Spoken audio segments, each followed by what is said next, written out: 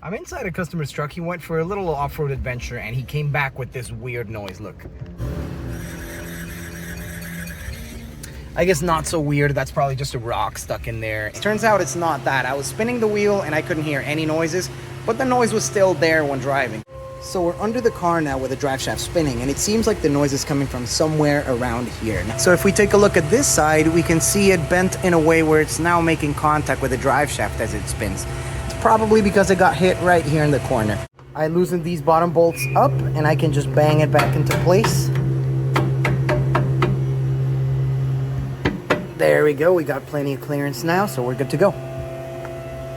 So, as expected, the problem was actually resolved. That was it. So, we are good to go. Take a listen.